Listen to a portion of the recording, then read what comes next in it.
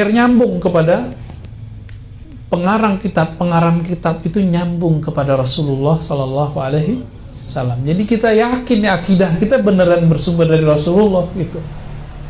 Kenapa ada tamatan pesantren, tamatan tarbiyah Islamiyah, tamatan halakoh, bahkan pernah belajar thariqat sufi, lalu kemudian menjadi anti kepada akidah Ahlussunnah dan sufi?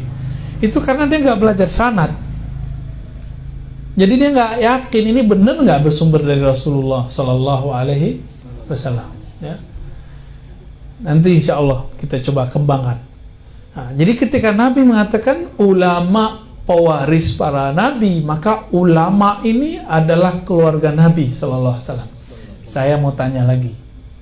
Ini bukan untuk mematahkan semangat, tapi biar lebih semangat. Nabi bisa baca kitab nggak? Kitab kuning. Belajar kitab kuning nggak? Enggak ya? Serius? Nabi baca mushaf nggak? Ada mushaf nggak di zaman Nabi? Nggak ada.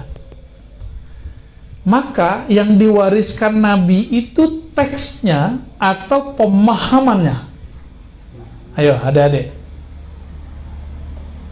hafalannya atau pemahamannya?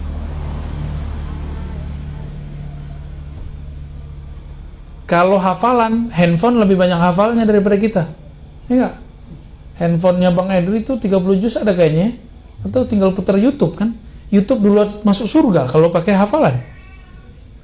Ntar ketemu nggak sama YouTube di surga ntar? Nggak ketemu kali ya. Jadi yang Nabi wariskan itu hafalannya atau pemahamannya? Ini pertanyaan terakhir. Pemahamannya. Maka kejarlah cara memahami kitab. Maka belajar ilmu alat itu, nahwu dan saraf. Lalu nggak cukup, harus latihan menerjemah. Imam Bukhari, nah ini kisah yang mau saya bacakan, saya sampaikan. Imam Bukhari itu nama kecilnya Muhammad bin Ismail. Siapa namanya? Muhammad bin Ismail. Diperkirakan lahir tahun 194 Hijriah. Sekarang 1442 Hijriah. Udah lama belum? Ya, udah lama ya. Alhamdulillah Allah izinkan ziarah ke beliau dan membacakan sanad silsilah hadis kita di masjid beliau. Awalnya imamnya minta kita pakai mimbarnya, tapi saya nggak mau, saya di sudut aja Syekh, saya bilang gitu. La ya Syekh, asta'zinuka fi tilka zawiyah, fi dzalika tarf. Sudut ono aja gitu. Kita ngomong begitu. Akhirnya dikasih izin dan dia kemudian ngikutin dan dia ngomong juga beberapa. Dan lalu saya membacakan sanad silsilah dari guru kita terus sampai kepada Imam Bukhari kepada Nabi Sallallahu Alaihi Wasallam.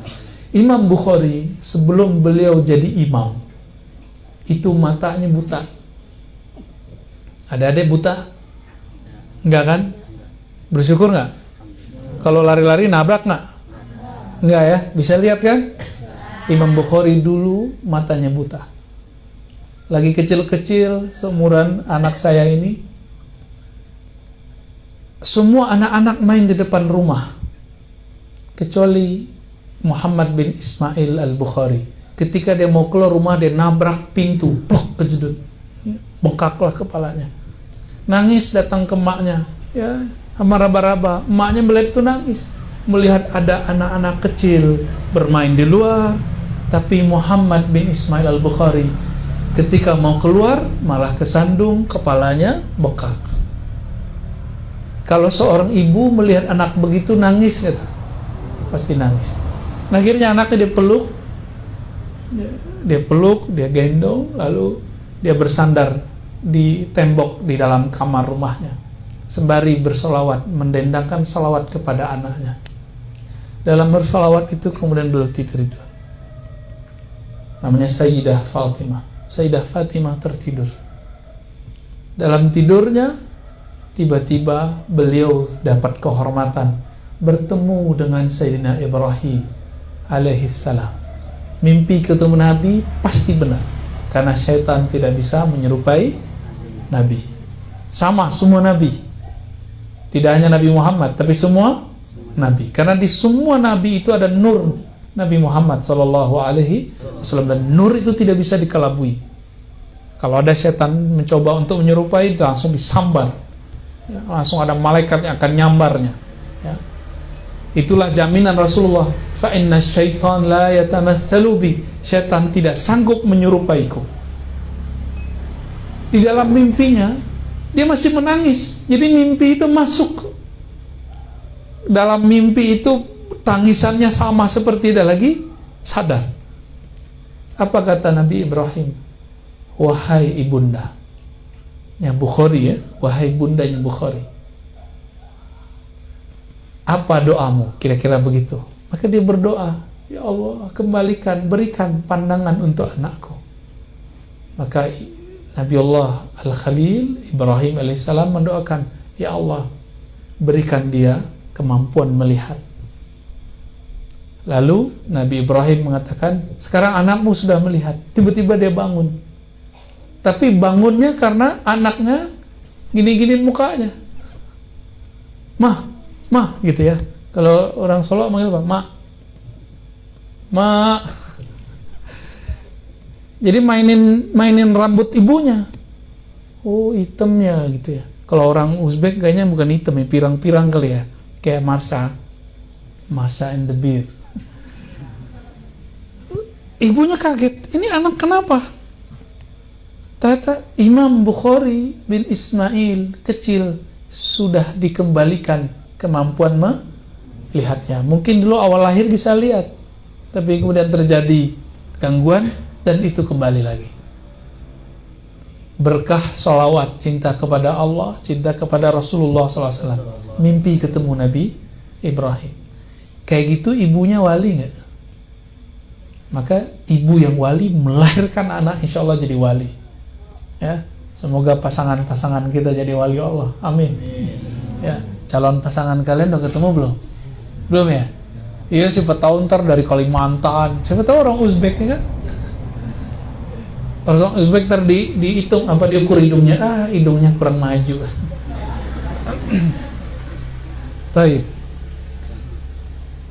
Tapi ketika Imam Bukhari mau main, diizinin nggak sama ibunya? Enggak. Apa kata ibunya? Muhammad, engkau matamu amanah, tidak boleh dipakai untuk main-main seperti bocah-bocah. Ibunya tiba-tiba jadi galak. Biasa, mak-mak kan kalau udah begitu jadi galak, ya. Matamu digunakan untuk membaca kitab Allah, membaca sunnah Rasulullah. Mulai hari ini saya akan hantarkan engkau belajar bahasa Arab kepada imam, seorang tuanku imam di kampung Bukhara. Maka belajarlah beliau. Berapa lama belajar bahasa? Cukup 6 bulan. Jadi kadang-kadang kita nih buang-buang waktu belajar nahu ini, nahu itu, nahu ini, nahu itu. Jadi targetnya cukup sampai si murid bisa membaca kitab dengan baik, menerjemah dengan baik, mengi'rab dengan bagus. Sudah, nggak usah kemudian ditakut-takutin dengan alfiyah, ya, dengan jangan macam-macam ya, jami'ud durus. Nanti berkembang dia akan bisa sendiri, kecuali pesantren kita pesantren lughah, mesti dihafalkan itu alfiyahnya. Alfiyah berarti baitnya berapa? 1000 bait. Di Jawa tuh biasa anak-anak kecil, ya, ada gini lah, anak-anak kecil hafal alfiyah itu biasa. Bagi orang Arab juga heran mereka. Diantarlah 6 bulan beres, bahasa Arabnya langsung bagus. Langsung setelah itu diantarkan kepada Imam Al-Baikandi. Ada beberapa imam ya, di belakangnya namanya nisbahnya Al-Baikandi. Setiap tahun dia menghafalkan Al-Quran, kemudian tahun berikut menghafalkan hadis. Selama 6-7 tahun dia belajar kitab hadis. Setahun lebih kurang dia hafal 10.000 hadis. 7 tahun kira-kira berapa tuh? 70.000. Ibunya bilang, Muhammad bin Ismail, ayo kita pergi haji. Anak keduanya ada namanya Ahmad, diajak bareng. Berangkatlah mereka. Imam Bukhari tidak hanya niat pergi haji, dia niat ingin mencari hadis. Dia carilah hadis sampai kemudian ke Hira, sampai ke daerah Baghdad, sampai ke Damaskus, sampai ke Makkah, Madinah, itu dikejar semua. Salah satu hadis yang masyhur sekarang adalah innamal a'malu binniyat. Itu hadis dijemput oleh Imam Bukhari dari Uzbek. Uzbek itu ke Makkah sekitar 1000-an kilo.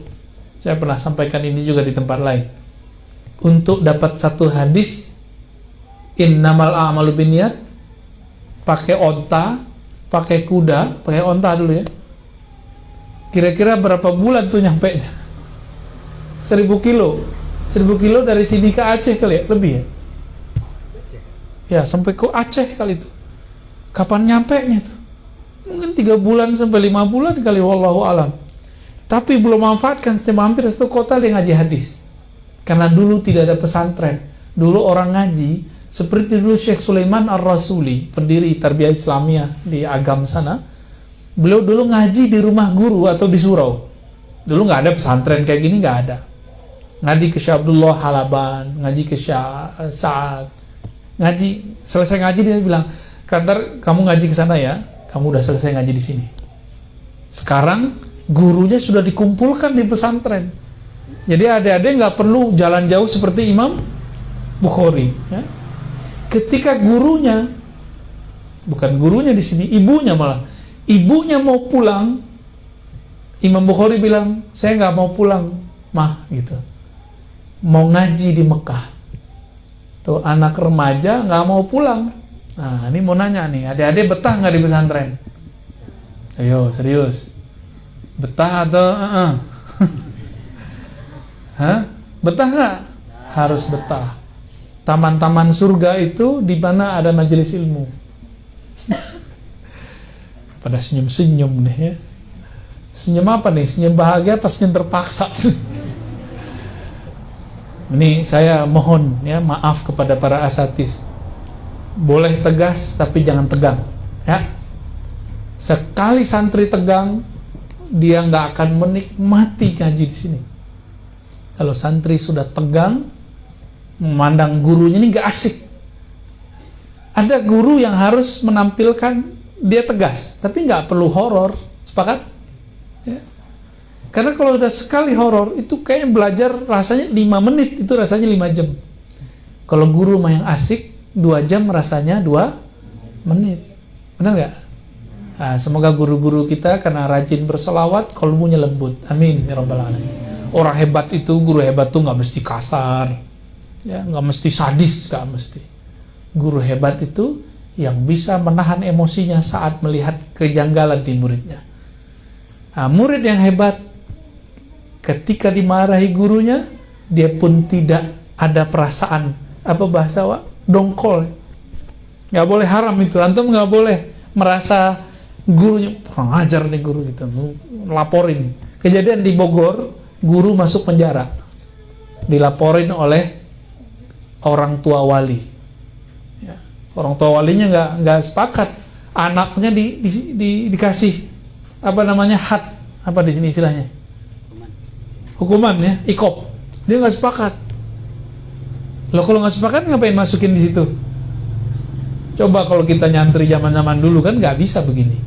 Maka kembali ke Imam Bukhari tadi ya. Jadi adik-adik semoga menjadi Imam Bukhari yang kecil ya.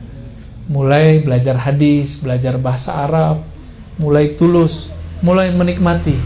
Dan satu kata kunci yang mau saya sebutkan, cintai guru. Kalau sudah cinta guru, ilmunya pun akan kita cintai. Nah, gurunya dicintai nggak? Senang nggak sama gurunya? Ya.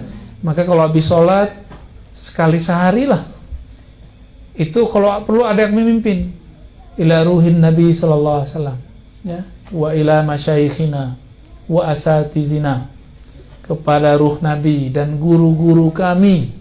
Itu harus dilafazkan begitu, Al-Fatihah, biar mereka bisa tabah menghadapi kalian ini ya. Baik, gimana Buya? Khalas?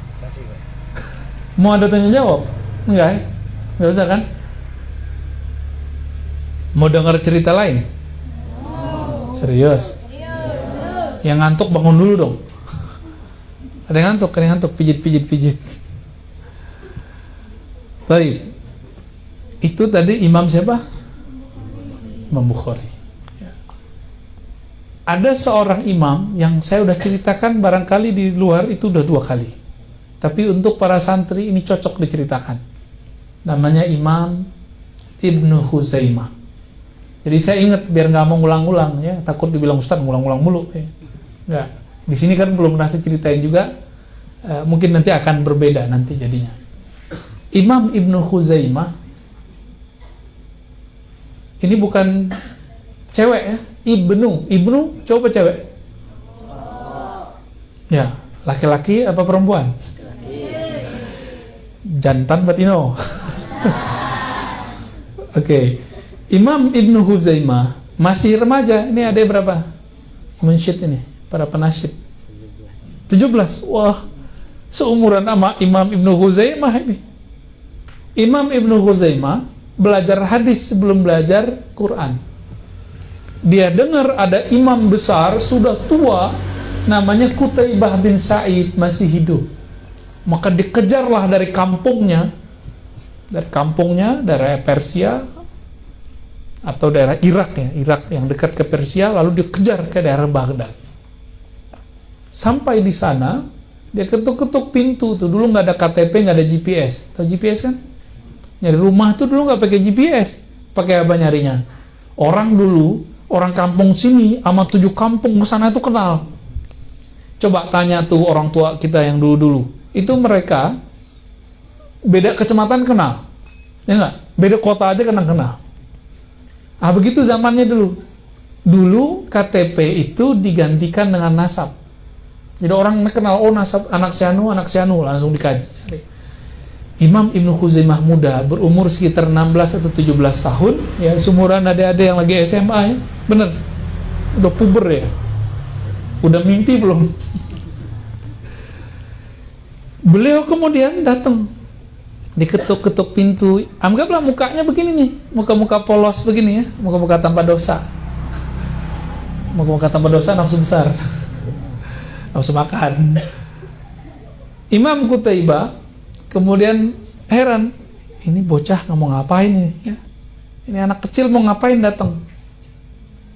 Lalu Imam Ibnu Huzaimah kecil muda mengatakan, wahai tuan guru Syekh Qutaibah, izinkan aku ngaji hadis kepada engkau.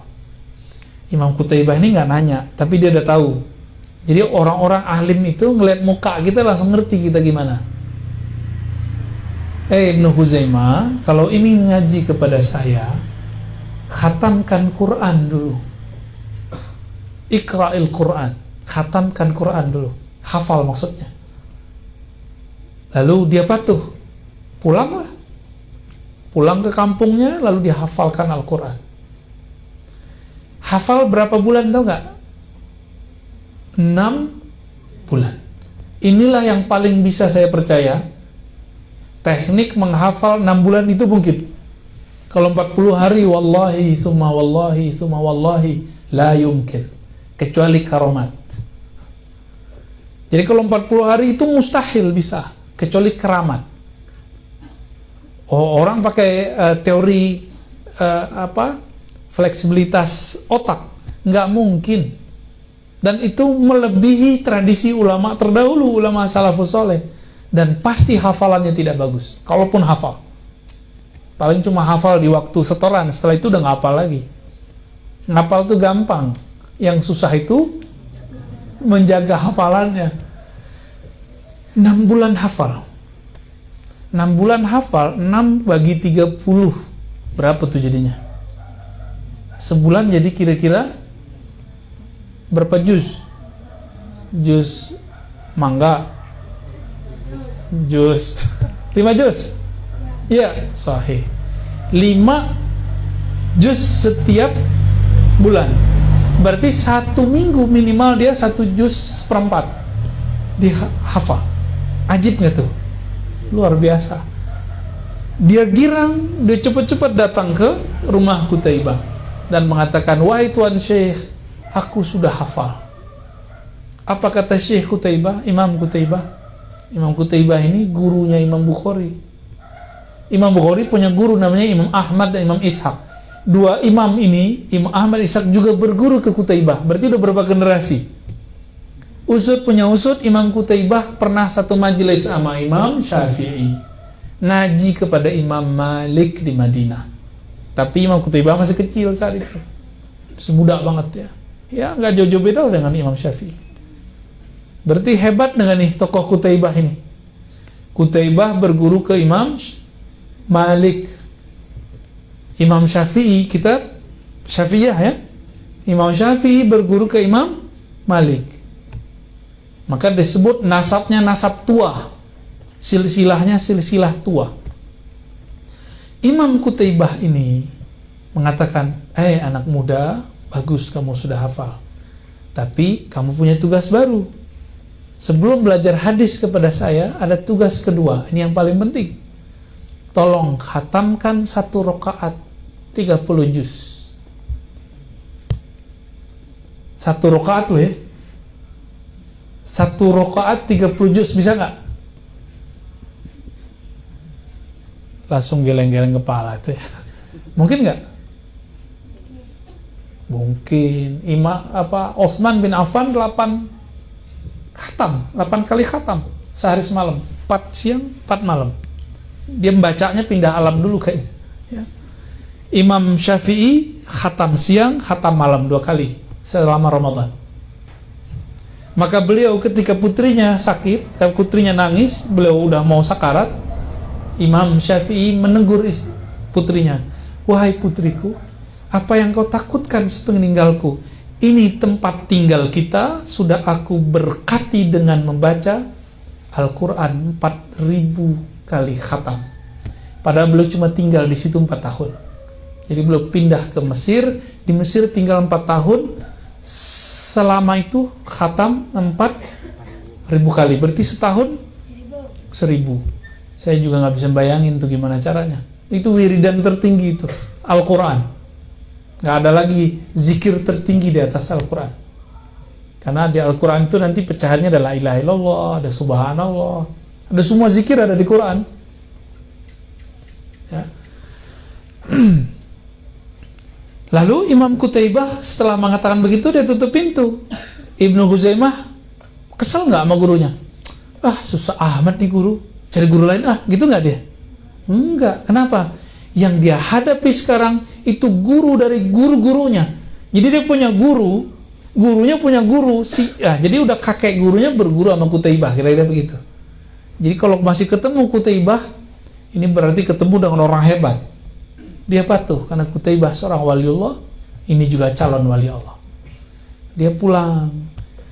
Bulan pertama dicoba 1 rakaat khatam. Bisa nggak? Bisa ngantuk.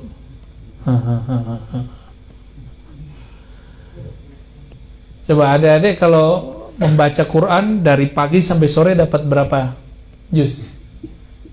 1 jam berapa juz? Juz Al-Fuqat, juz tidur. Dapat berapa juz? 1 jam. Dapat 2 juz? Enggak ya? 1 juz ya? Kalau pelan-pelan 1 juz tuh. Anggaplah 1 juz. Kalau sehari semalam 24, mungkin tidur 2 jam, 20 juz. Bisa. Bisa kan? Cuma ada orang, saya kalau lagi wiridan menghatamkan Quran, 1 juz itu 15-20 menit. 15-20 menit, hitung aja itu berapa. Anggap setengah jam. Berarti bisa nggak setengah hari khatam? Bisa. Ya, bisa khatam. Dia coba, tapi ini masih muda, belum bisa. Dicoba. Bulan kedua dicoba, baru bisa 10 juz. Bulan ketiga 15 juz. Bulan berikut 20 juz. Bulan terakhir ngos-ngosan ya. Apa istilah ngos-ngosan ya? Susah. Mau khatam keburu subuh. Mau khatam keburu subuh, udah keburu ngantuk. Tapi di akhir bulan ke-6 beliau baca 1 rakaat bisa tembus 30 juz. Girangnya bukan main. Selesai sholat beliau kemudian berangkat, datang Berarti udah berapa lama dia tinggalkan gurunya? Pertama 6 bulan. Yang berikutnya 6 bulan. Dia tinggalkan gurunya berapa lama? 1 tahun. Di tahun sebelum dia khatam, Imam Qutaibah wafat. Ketika Imam Ibnu Huzaimah datang, dulu kan belum ada Facebook. Ada kan? Nggak ada TV One, nggak ada TikTok. Anak sini udah nonton TikTok nih. Nggak ada TikTok udah nggak ada. Dia ketuk pintu, "Assalamualaikum Tuan Syekh Qutaibah." Nggak ada yang nyahut. Yang ketiga baru ada nyahut. Mungkin anaknya, mungkin pelayannya yang masih ada di sana. Dibuka pintu, ditanya, "Loh, Syekh Qutaibah mana?" Yang dari dalam mengatakan, "Wahai anak muda, Qutaibah sudah berkalang tanah. No, kuburannya." Kira-kira gimana tuh perasaan? Kita sudah pengen ketemu, udah pengen belajar. Ketika sudah selesai semua diwasiatkannya, guru yang dulu menyuruh itu sudah wafat. Di saat itulah Imam Qutaibah nangis. Tapi dia datang ke kuburan gurunya dan sholat di sana, sholat jenazah, sholat gaib ya, atau sholat qadha jenazah. Dengan berkah beliau patuh kepada Imam Qutaibah, walaupun tidak sempat ngaji. Sempat ngaji nggak? Nggak sempat ngaji. Tapi didoakan oleh Imam Qutaibah. Maka setelah Sahih Bukhari, Sahih Muslim, ada Sahih yang ketiga namanya Sahih Ibnu Huzaimah. Jadi kitab Sahih yang ketiga tuh jarang denger ya. Taunya Sahih Bukhari Muslim doang ya. Kan jadi belajar hadis, nanti tahu tuh kitab-kitab hadis. Dan kitab Ibnu Huzaimah ini banyak menyimpan hadis-hadis yang sahih karena mereka patuh kepada para guru, para masyayikh. Kira-kira itu ya adinda sekalian, dan juga untuk para asatis sebagai mengulang-ulang kaji untuk adik-adik, untuk mengingatkan ya. Semoga kita tambah rajin. Coba ada gerakan setiap hari baca 1 hadis. Bisa nggak? Bisa ya? Insya Allah bisa. Sekarang kitab gampang dicari, nggak perlu ke Mekah dulu ya. Ada fotokopian, kalau orang punya handphone ada di Play Store, tinggal diambil-ambil. Semudah itulah sekarang belajar ilmu. Tapi pemahaman tidak ada di YouTube, pemahaman tidak ada di Play Store, pemahaman tidak di handphone, tidak di TV. Pemahaman ada di dada seorang alim.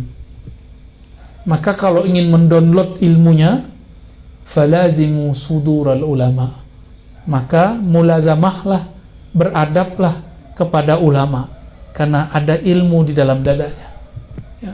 Semoga guru-guru kita diberkahi oleh Allah Subhanahu wa taala, orang-orang yang berkiprah dalam dunia dakwah, Allah angkat derajatnya, Allah beri rezeki kepadanya, Allah tutup aibnya, amin ya rabbal alamin.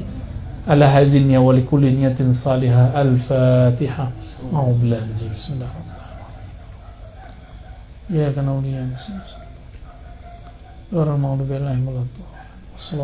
Alhamdulillah alamin. Kira-kira itu dari kami. Mohon maaf salah dan kurangnya. Semua kesempurnaan milik Allah Subhanahu wa taala. Subhanakallahumma wa bihamdika asyhadu an la ilaha illa anta astaghfiruka wa atubu ilaik. Assalamualaikum warahmatullahi wabarakatuh.